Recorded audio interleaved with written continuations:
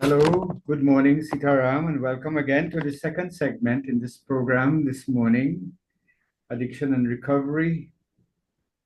I'm your host, Ram Naresh Dwarika. This is a program which is hosted weekly on radio and TV Jagriti, and it is going to be posted soon after the program on YouTube and Facebook for the benefit of those who do not have the time to follow through with the whole program. And more importantly, if you wish to send a link to someone who you believe can benefit from the discussions and the content of this program. This morning, I have had the benefit of people asking a lot of questions during the week, and I have promised to respond to some of these. I just want to take a little time to recognize some of the people who have been following the program and sending questions, like Arlene and Omar and Dalton and Glenn and Dave.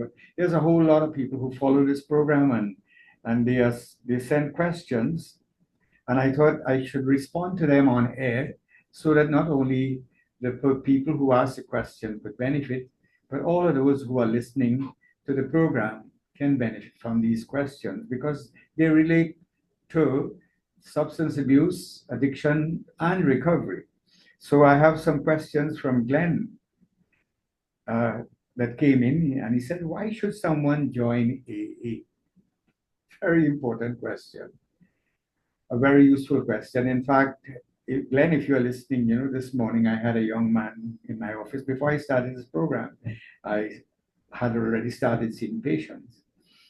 And he used to attend the meetings for a little while online, but he didn't join a group. He just attended. And then after a little while, he did well for a little while without attending meetings. But then he himself can't say, well, why? He can't understand why.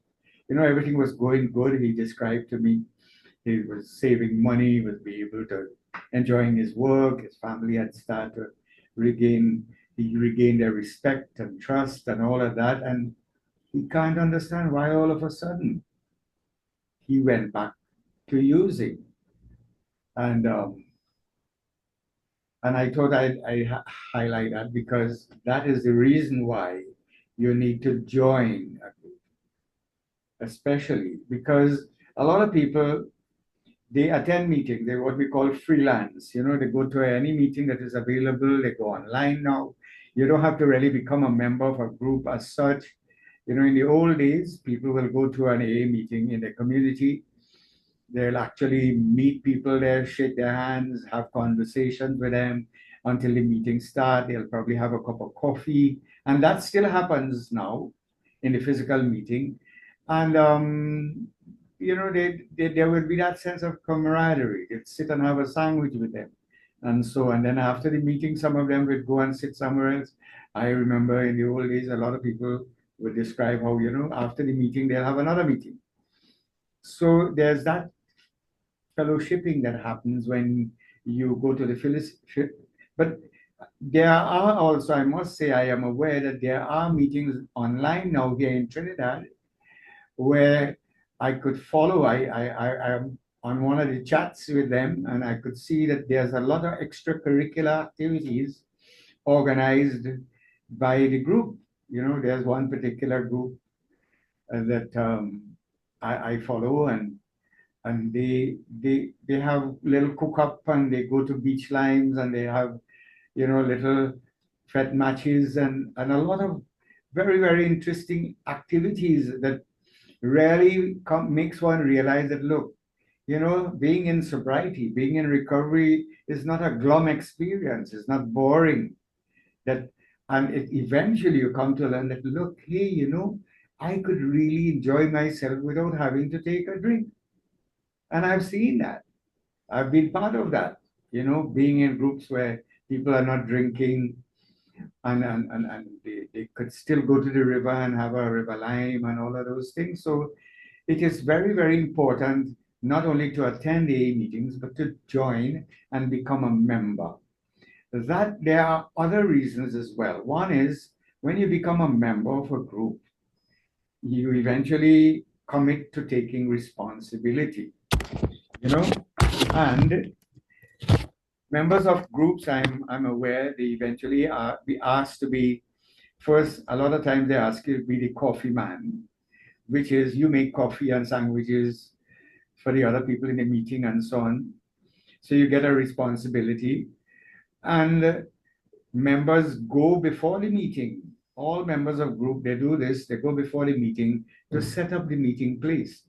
Sometimes you have, if the meetings are held in classrooms in school, and it means you have to move around the screens, and you have to put up the slogans, and you have to sometimes wipe down the desk, set up the chairs, take out the books and put them on the chairman's table.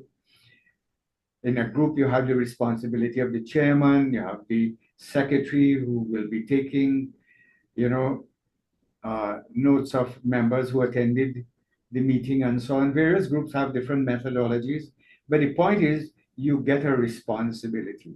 Now that is critical in recovery, because from a life that was unstructured, where the person while using could not commit to taking responsibility.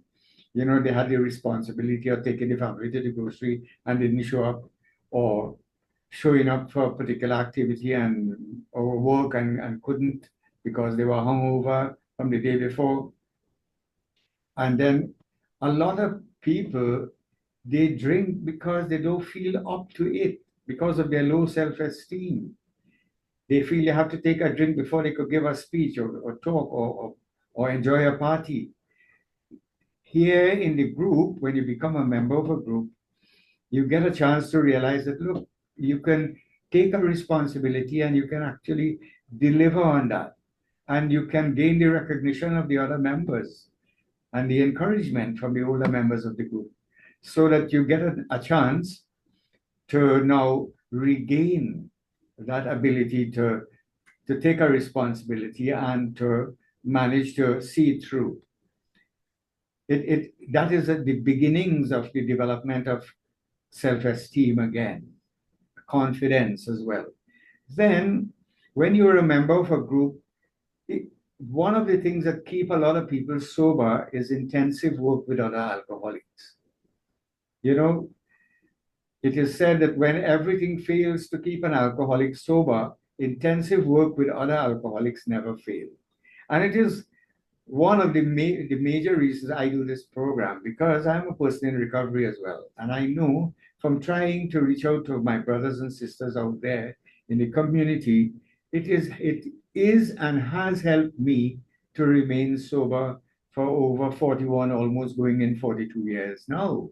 It is because of my work with other alcoholics. So when an alcoholic is helping another, they know they're not only helping the other person, they're helping themselves, because that is what will keep them sober. So that if you don't belong to a group and you want to help a new man, where are you going to carry him? You understand? But if you belong to a group, you can carry him to your group, you can carry him to other groups. So that is one way of effectively helping yourself and helping others, is by being a member of a group. Then it creates a certain we-ness when you're a member of a group. You know, you feel a sense of belonging again. Because a lot of alcoholics and drug addicts become estranged from their spouses, from their family. If brothers and sisters get so fed up, they'll tell you, look, don't come back here. I don't want to see you. I don't want to have anything to do with you anymore. After you stole the bracelet and went and sold it or whatever. You understand? Because the nature of the disease causes you to be dishonest, tell lies, behave in inappropriate ways and so on, disrespect people, so that alcoholics and drug addicts, before they come to the fellowship, while they are actively using, they create a lot of enemies. They become isolated eventually. Joining a group starts to reverse that process.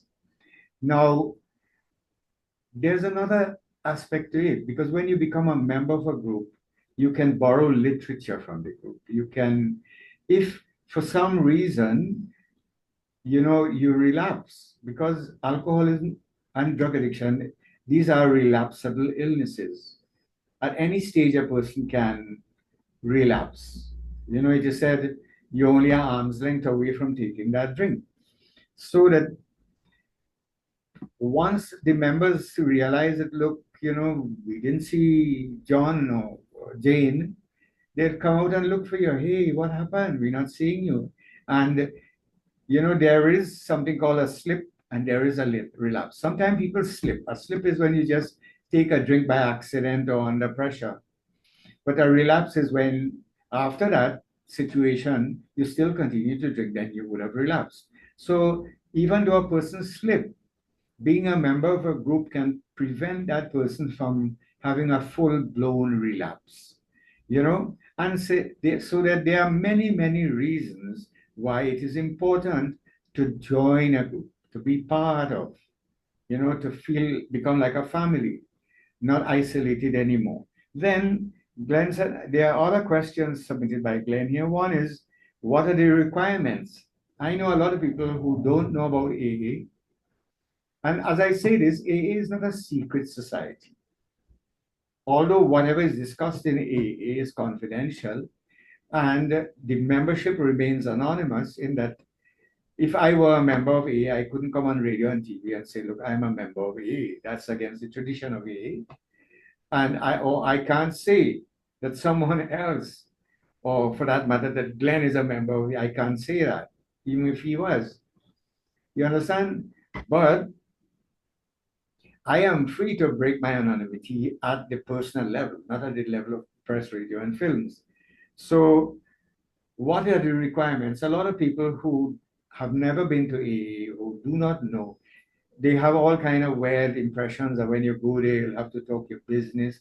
You may have to fill out forms. There are people or you have to pay a fee, because these are some of the characteristics of other groups that we join from time to time. Membership groups like the Lions and the Rotaries and so on. You have to pay a membership fee and so on. Even voluntary groups where you're offering service, there's still a membership fee.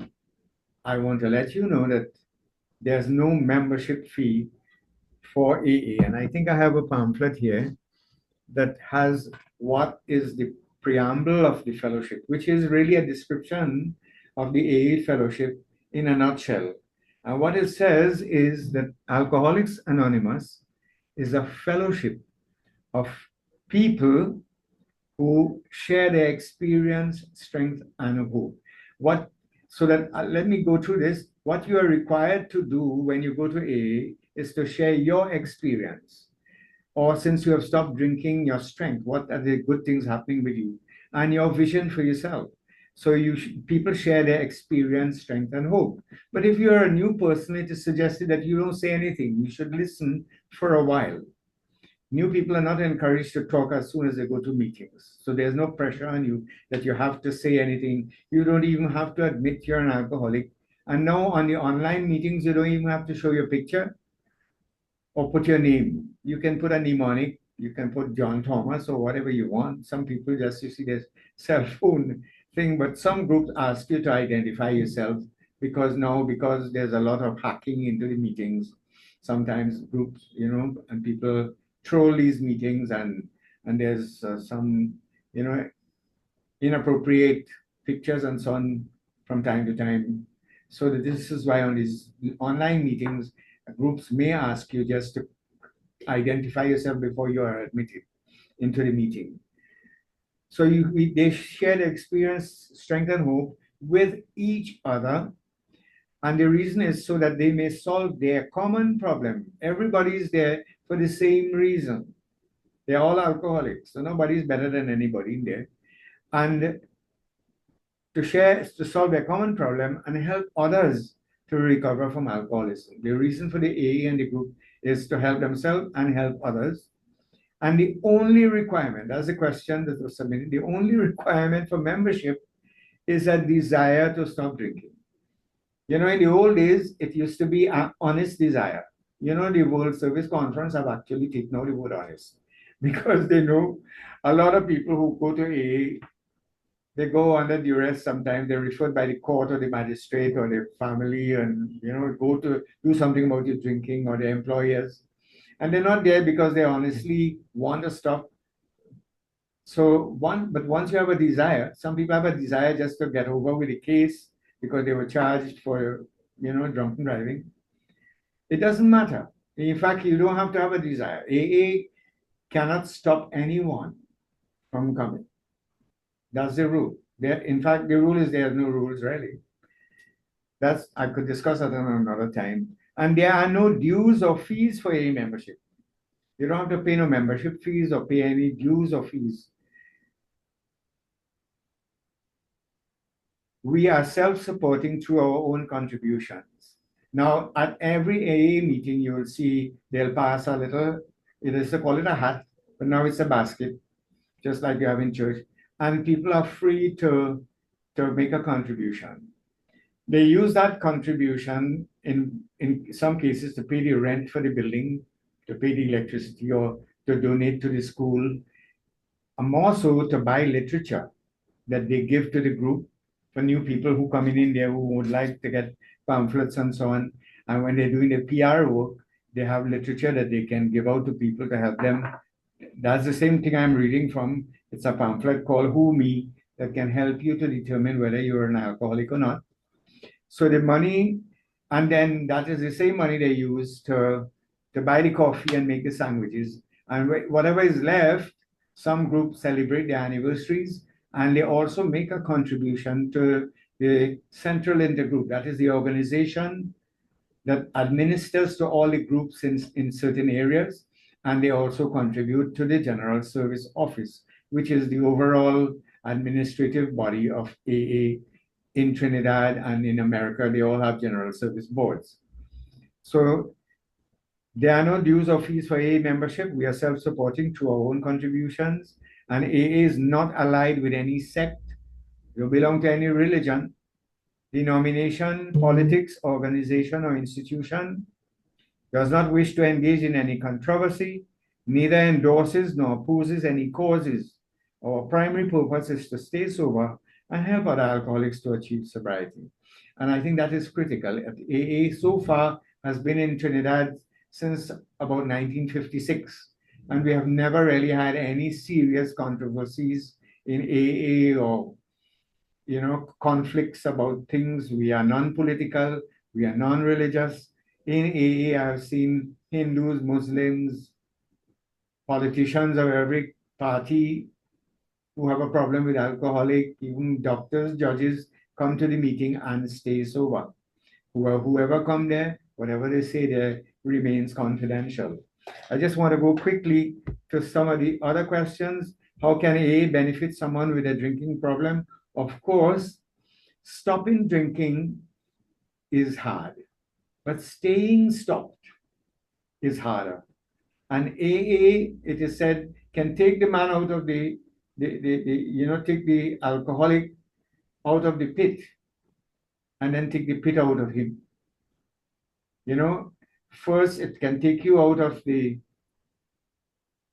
take you out of drinking and drug use, and then over time, following the 12-step program, one can develop coping skills, develop self-esteem, develop a spiritual attitude. And that was one of the questions. Hopefully, I was submitted by another caller, the spiritual benefits, and on subsequent programs, hopefully I will get time to deal with that. But just for today, I'll finish this list of questions that was sent to me by Glenn.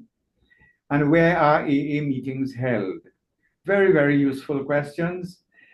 You have meetings, in fact, in the community in which I live, which is Felicity, we have 5 AA group meetings every week.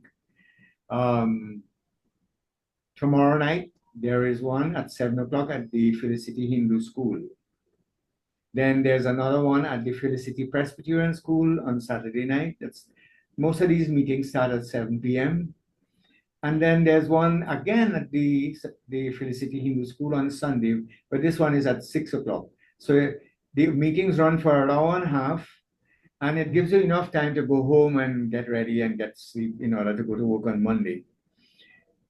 These meetings are usually held in schools, in your communities. Anyone listening, you can call Alcoholics Anonymous, or you can call me, and if I could give you a list of the meeting places, or if you can, the meetings are usually held in schools, in churches, in community centers, public buildings, In some cases, like in Felicity, we have one being held in the farm in a shed there that was built by a farmer, and that started in during the COVID, very innovative and still going. And so that uh, in most communities in Trinidad, there's almost 100 and something AA groups in all over Trinidad, and it is strange that you live in a community, and if you are not touched by this problem, you are unaware that there's an AA meeting there. But the AA meetings in Trinidad are mostly open meetings that anyone can come to the meeting. I know a lot of relatives accompany a, a relative to the meeting, and sometimes they too, if they started having a problem, because alcoholism run in families, they too are able to learn. And I've had a few instances where someone brought someone else to the meeting, someone else did not stay, but they eventually stayed because they realized, hey, I have a problem with alcohol as well. So these meetings can be found online as well. There are meetings as happening as we speak all over the world. And thanks to the technology today, there are meetings being held in New Zealand, in South Africa, in England, in North America, in United States, Canada. And these are all online, and most of them are open meetings. Open meetings mean anyone can attend.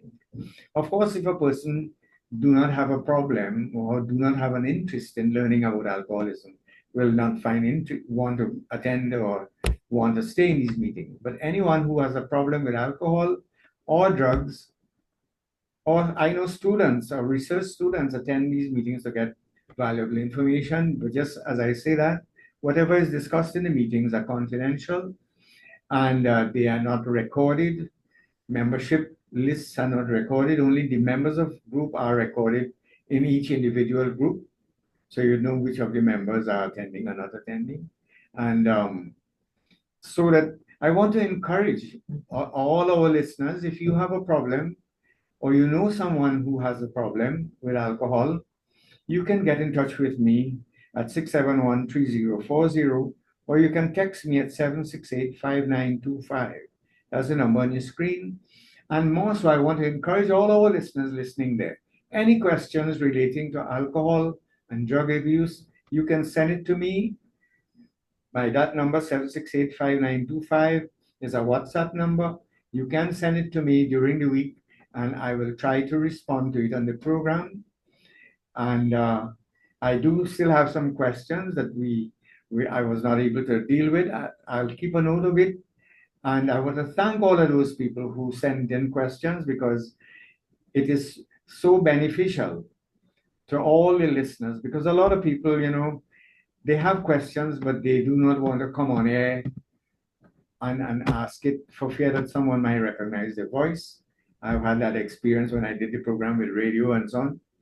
But now you can text the question, or if you want information about alcoholism, you can call me or text the numbers I've given. And then you can put your remarks in the YouTube column, so that others visiting the programs on YouTube can also benefit from your observations and so on. So I want to thank Radio and TV Jagriti, all those people behind the scenes, Jason Kalu and Bimal Ramlani, and all of those who facilitate this program, the CEO, Mr. Vijay Maharaj, and all the staff there who facilitate this program week after week. And I want to let all listeners know that this program is provided as a public service. The station does not receive any revenue for this. I don't get any remuneration either. We are all doing this because of our love and concern for our brothers and sisters out there. And I want to thank God and thank the station for this opportunity, for affording me the privilege of sharing this information. And as I said earlier on, this also helps me to stay sober. So I want to thank you all for listening, and bid you goodbye and have a good week until we meet again next week, Thursday at 9 o'clock. Thank you, and Sitaram.